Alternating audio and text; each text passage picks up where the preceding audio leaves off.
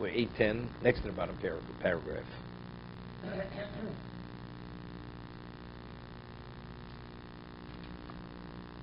We're speaking about a person who's disciplined himself to such a degree that even something that an average person would be attracted to, eating or whatever it is, he abhors it. That's his level. But he's definitely not attracted to it. As attractive as it may be to the average person, he's not attractive whatsoever. Stories, when Moshe passed away, the first book they put out was within 30 days. Because they wanted to capitalize on, they put out a biography. It wasn't a biography. Art Scroll put out one again for the 25th yahrzeit, which is first-class biography of Moshe. So the first one, they brought a story that a person comes to Moshe, wants to give him a gift, a gold watch with diamond movements. I think Moshe wore a Timex watch. Moshe said, what do I need it for? I need a watch to tell time. Do I need a gold watch? What do I need it for? What about its value? What about its beauty? He had no interest whatsoever. It's not he was working on abstinence. He doesn't need it. Understand? Well, if the average person would be offered such a gift, right? Maybe you wouldn't take it because you don't know what it's going to cost you. That's why you won't take the gift. But outside of that, you definitely would take it. No strings attached. You would take it. He had no interest. A person could be conditioned and disciplined the way he lives his life, that the only thing he has an interest in, if it's a necessity. If it's anything other than a necessity, he has no interest. He's not attracted to it. You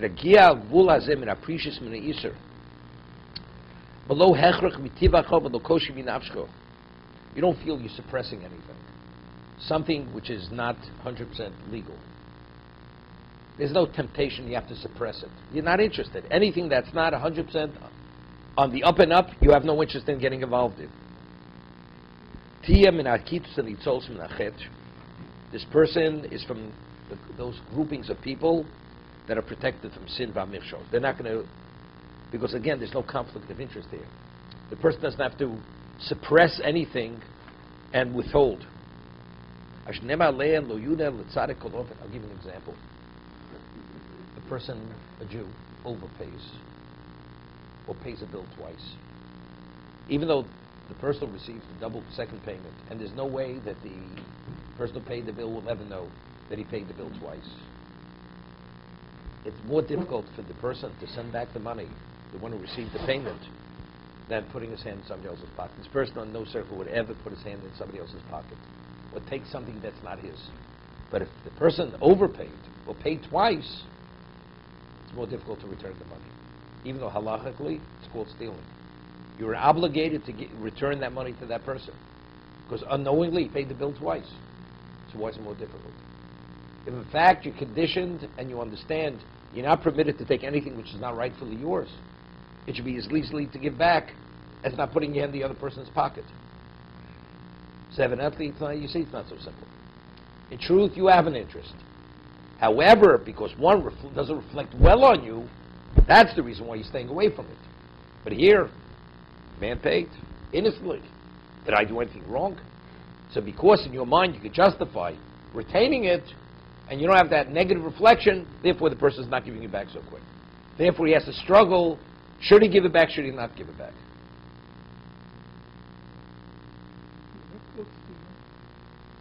No. If you withhold the money and you decide, I'm not giving back, that's called stealing. That is stealing. Stealing thought was practice. I took something that belonged to somebody else. I'll give you an example. Person mistakenly leaves his coat in your home. And he forgets about it. And now you figure, you're going to take the coat and use the coat. Are you stealing? Of course it's stealing. And if the coat is not your coat, the object is not your object. So what difference if it's a coat or it's money? The money that you're in possession of, that you have no right to that money. It's the other man's money. If he would leave his wallet in your house, this money that he paid you is no different than the money in his wallet. He left his wallet with money in it. Are you permitted to take money out of the wallet because it happens to be in your possession? In your premises? You're not permitted. So the money in the envelope, taking that money and cashing it, Well, you have no right to cash it. You should return it immediately.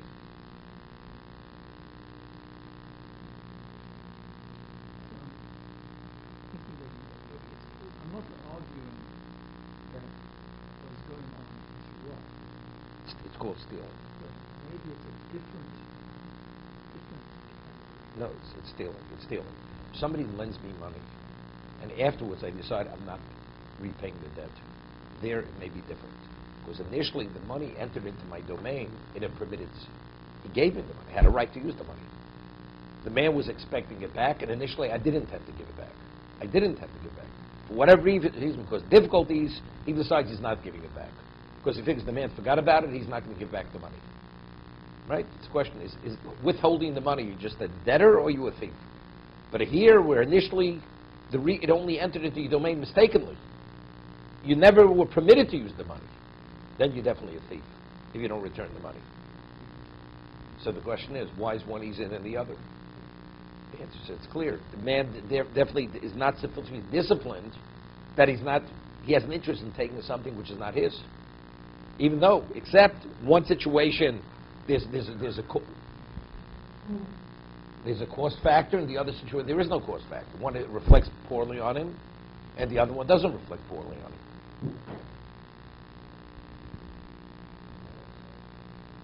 Okay?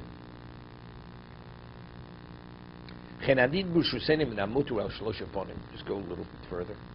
Andrew hasn't heard this in a while, so I'm just going a little further. Okay? Something that's within which is permitted to us, is divided into three parts.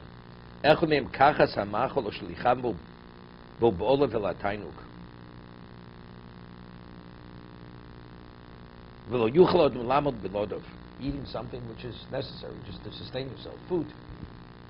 You have to eat a minimum amount of food. Just calories, nutrients, whatever you need. Person